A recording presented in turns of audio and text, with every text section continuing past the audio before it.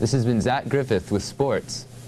Next, a fascinating documentary, Search for the Brotherhood, with Zach Stentz.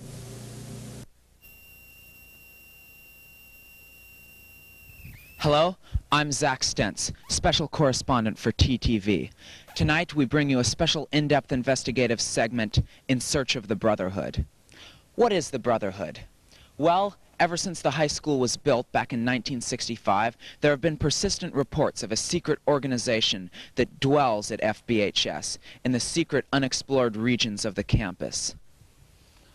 Rumor has it that they practically ruled the high school back in the late 60s, but then were driven underground for a period of time, only to re-emerge last year.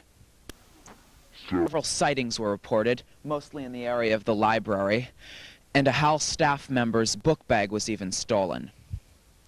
We decided to begin our report by interviewing various staff members to try and get their perspectives on the Brotherhood. Not surprisingly, most of them were unwilling to talk to us, probably for fear of Brotherhood reprisals. Lino Massolini is the principal of Fort Bragg High School. If anyone knows about the activities of the Brotherhood, it should be this man. And here he comes right now. Mr. Massolini, what can you tell us about the activities of the Brotherhood? No comment. But Mr. Massolini, there are rumors that you have involvement with the Brotherhood. I have involvement? Yes. No comment. But Mr. Massolini, we really need to find out this, please. I mean, I what do you know about the Brotherhood? Nothing to say about the matter. Nothing. Nothing. No idea. No comment. Evidently, Mr. Massolini was unwilling to talk to us about the Brotherhood. We'll have to see if we can get information from someone else. There was, however, one man who was willing to talk to us and seemed to show no fear of the Brotherhood whatsoever. This man was Chuck Moten. Well, Mr. Moten, Charles, Chuck, what are your observations concerning this whole Brotherhood affair? The Brotherhood affair, unfortunately, is nothing more nor less than newspaper hype. Media plot. A media plot, that's what it is. But what about the various eyewitness sightings and the book bag disappearances of last year? Puerile hysteria. Well, what about the reports of teacher involvement with the Brotherhood? What could be sillier? I wish you would give up this whole line of questioning. It's a complete fiction. Teachers are not involved. I deny that the Brotherhood exists. I deny that there's ever even been an organization called the Brotherhood. One person would talk to us only if we would keep her identity a secret. Well, Counselor X, what can you tell us about the Brotherhood's activities on campus? The Brotherhood wielded quite a lot of power in the late 60s, but since then they've gone underground, and now they just manipulate people and have power on a certain number of faculty and don't like to admit they still are around. And how do you think that the Brotherhood can move about without being seen by faculty or students? I mean, no one really knows what the Brotherhood looks like. That's one of the powers of the Brotherhood. They can move from place to place without being seen or heard. Thank you, Counselor X. It was an intriguing statement. How could the Brotherhood move around campus without being seen by students or faculty? Well, based on eyewitness accounts and second-hand reports, we've reconstructed the Brotherhood's centers of activity. There appear to be 3 of them. 1, room 110, Mr. Turrentine's room. 2, the library. And 3, the book room, otherwise known as the dungeon. We began our investigations by going to room 110 to see if we could uncover anything unusual. Here's what happened.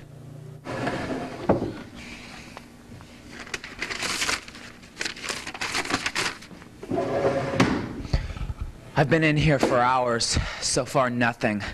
We've been in here searching for any clue to the Brotherhood's existence, any scrap of evidence that we might find that would lead us further. But so far, nothing. It's useless. Hey, what's this? What's this?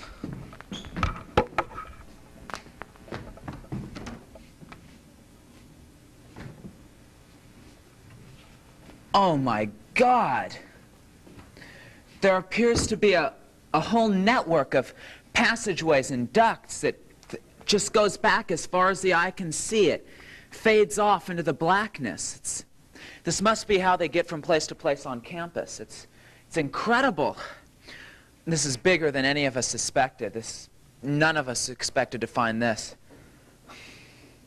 I'm going back there.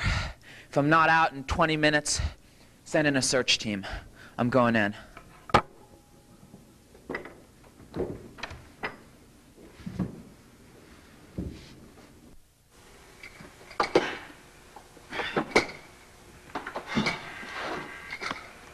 Yes, as many of you have already suspected, the Brotherhood's network extends here, too.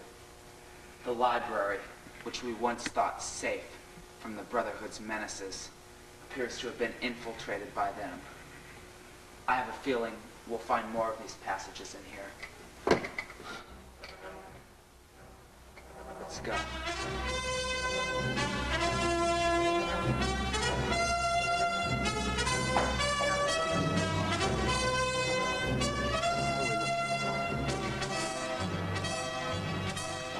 If my theory is correct, we should be finding another passageway.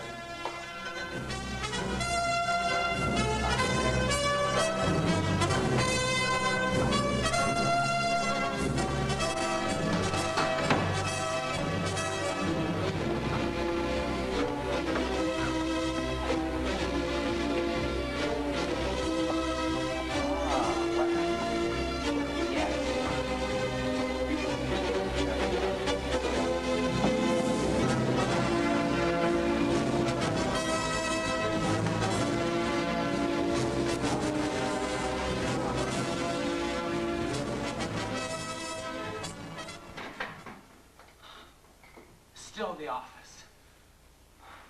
There's got to be some other thing around here somewhere. See you in a minute. Almost out of here. Here we go.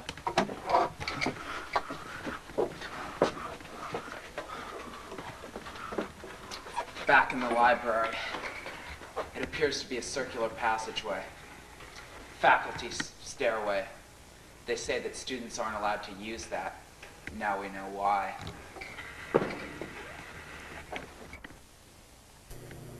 While we were conducting our investigations, we began to feel uneasy. We got this strange feeling that we were not alone, that some mysterious, unseen force was watching our every move.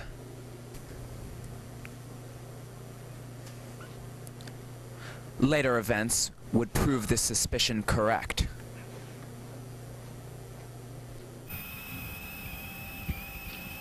The old metal shop. Power tools, discarded coffee cans, broken chairs and desks.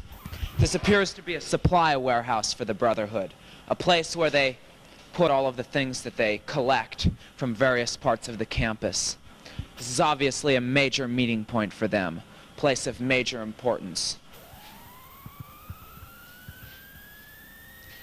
Just as I thought, another passageway.